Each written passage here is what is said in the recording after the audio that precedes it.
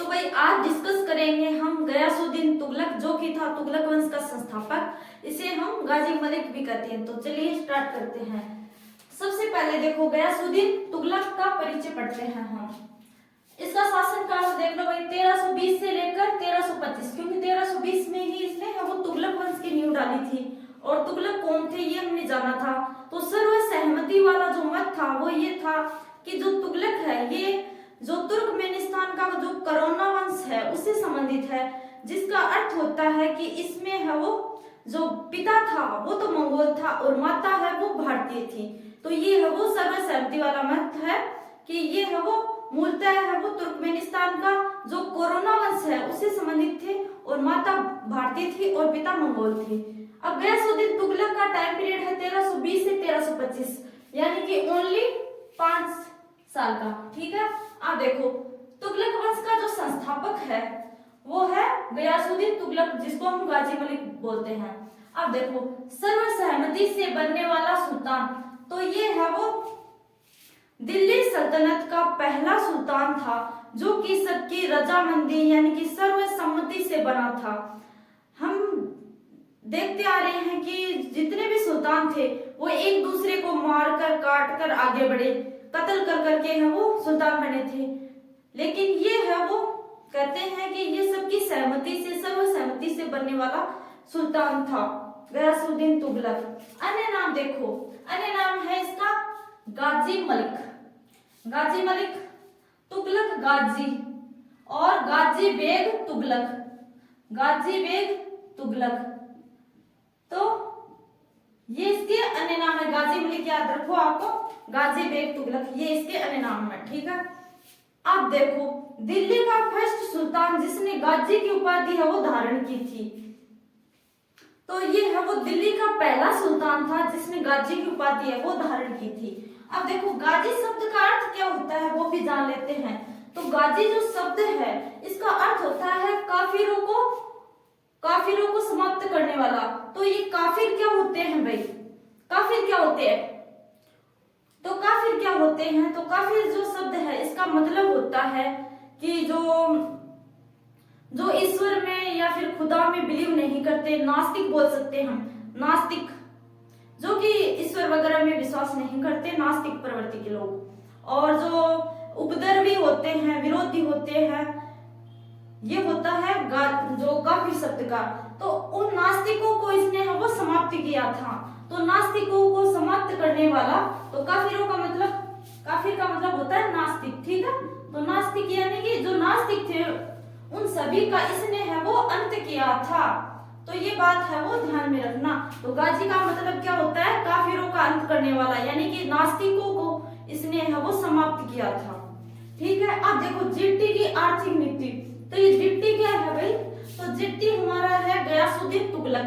तो short name मैंने लिखा, जैसे अलाउद्दीन खिलजी को मैंने एक के लिखा था, उसी प्रकार से है वो जो ये है गयासुद्दीन तुगलक, यानी कि गयासुद्दीन तुगलक जीटी लिख दिया मैंने शॉर्ट नेम। तो जीटी की आर्थिक नीति, तो आर्थिक नीतियां है वो क्या थी, इसके इकोनॉमिक कंडीशंस। तो वो देखो जीटी ने यानी कि जो गयासुद्दीन तुगलक ने है वो जो नीति अपनाई थी, जो जीटी ने है वो गयासुद्दीन तुगलक ने है वो जो एक्के के द्वारा यानी कि अलाउद्दीन खिलजी के द्वारा अपनाई गई कठोर जो बाजार नियंत्रण प्रणाली थी उन सभी का खात्मा करके है वो उदारवादी जो नीति है वो अपनाई थी। तो जीटी ने, गयासुद्दीन तुगलक ने एक्के द्वारा अपनाई गई कठोर एवं केंद्रित आर्थिक नीति का त्याग करते हुए उदारवादिता एवं जो नियंत्रण प्रकार की जो नीति थी यानी कि संतुलित बैलेंसबल नीति अपनाई। तो जो अलाउद्दीन खिलजी ने जहां पर है वो कठोर बाजार नियंत्रण की प्रणाली अपनाई थी, वहीं गयासुद्दीन तुगलक ने है वो भाई नॉर्मल जो उदारवादिता का परिचय दिया और जो संतुलित नीति है वो उन सब का अनुसरण किया। तो ये बात ध्यान में रखना। अब देखो एक बात और ये भी ध्यान में रखना कि जो गयासुद्दीन के बारे में ऐसा कहा जाता है कि जो पाकिस्तान की एक मस्जिद है, वहां पर वहां पर है वो एक अभिलेख प्राप्त होता है और वहां से कहा जाता है कि वहां से प्राप्त पाकिस्तान की जो मस्जिद है वहां से प्राप्त अभिलेख से ज्ञात होता है कि जो गयासुद्दीन तुगलक है इसने 29 मंगोलों को पराजित किया था। तो ये इसके बारे में बात ध्यान में रखना कि इसने 29 मंगोलों को भी पराजित किया। और इसके बाद की जानकारी हमें पाकिस्तान की एक मस्जिद है उसे में प्राप्त अभिलेख से ज्ञात होती है। तो यानी कि इसने है वो मंगोलों को भी पराजित किया था, तो इसीलिए है वो तुगलक वंश है वो ज्यादा वक्त तक टिक पाया। 92 साल कम नहीं होते हैं, 92-94 साल है वो इन लोगों ने शासन है वो चलाया था। तो आप देखो आगे, गयासुद्दीन तुगलक जिट्टी यानी कि गयासुद्दीन तुगलक सल्तनत काल का पहला शासक था जिसका मानना था कि राज्य की आय को बढ़ाने के लिए कर की बजाय उत्पादन पर बल देना चाहिए। ये है वो दिल्ली सल्तनत का पहला सुल्तान था जिसने ये सोचा, जिसने ये कहा, इस बात पर बल दिया कि हमें है वो कर बढ़ाने की बजाय जनता पर हम जो टैक्स बढ़ाते हैं उसकी बजाय हमें है वो उत्पादन यानी कि प्रोडक्ट पर है वो प्रोडक्ट है वो बढ़ाने चाहिए। तो ये बात करने वाला कौन था? यही था गयासुद्दीन तुगलक कि जनता पर जो अनेक प्रकार के कर लगाते हैं वो कर बढ़ाने की बजाय आप लोग है वो प्रोडक्ट यानी कि उत्पादन है वो ज्यादा करो, उत्पादन को बढ़ावा दो। तो उत्पादन बढ़ाने पर बल देना चाहिए। अब देखो नेक्स्ट पॉइंट, गयासुद्दीन तुगलक ने एक के द्वारा जो स्थापित थी बाजार नियंत्रण प्रणाली व भू राजस्व को समाप्त कर दिया। तो मैंने बताया ना, अलाउद्दीन खिलजी द्वारा अपनाई गई जो कठोर बाजार नियंत्रण की प्रणाली को इसने है वो समाप्त कर दिया और उदारवादी जो संतुलित है वो बैलेंसेबल जो नीति है उसका अनुसरण किया।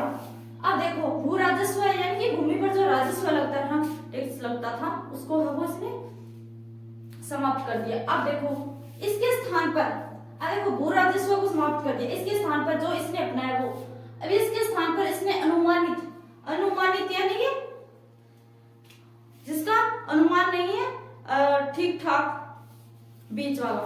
अब देखो अनुमानित भू राजस्व प्रणाली को अपनाया। एक होता है कठोर कि इतना है तो इतना आपको देना ही पड़ेगा, एक है कि आप अपने हिसाब से दे दो अनुमानित। अब देखो गयासुद्दीन तुगलक ने भू राजस्व के रूप में जो उपज थी, उपज का गयासुद्दीन तुगलक ने भू राजस्व के रूप में उपज का 1/10वां भाग अथवा जो 1/11वां हिस्सा है वो राज्य द्वारा वसूलने का आदेश दिया। इसने कहा, गयासुद्दीन तुगलक ने ऑर्डर दिया कि जो जनता है उनसे केवल भू राजस्व का 1/10वां भाग अथवा 1/11वां भाग ही वसूल किया जाएगा, उसके अलावा एक्स्ट्रा किसी भी प्रकार का कर है वो नहीं लिया जाएगा। तो 1/10 अथवा 1/11वां हिस्सा वो ही राज्य है वो वसूल करेगा जनता से। अब देखो जिसे एके ने बढ़ाकर 50% हिस्सा कर दिया था, तो एके पहले है वो 50% हिस्सा लेता था, जहां इसने है वो उदारवादिता का परिचय देते हुए 1/10वां या फिर 1/11वां हिस्सा ही राज्य को वसूलने का आदेश दिया। तो ये है वो आज हमने देखा गयासुद्दीन तुगलक का जो सामान्य परिचय है और उसकी जो आर्थिक नीतियां थी वो, और आगे भी इसके आगे हम और देखेंगे नेक्स्ट वीडियो में। तब तक बने रहिए। जय हिंद, वंदे मातरम।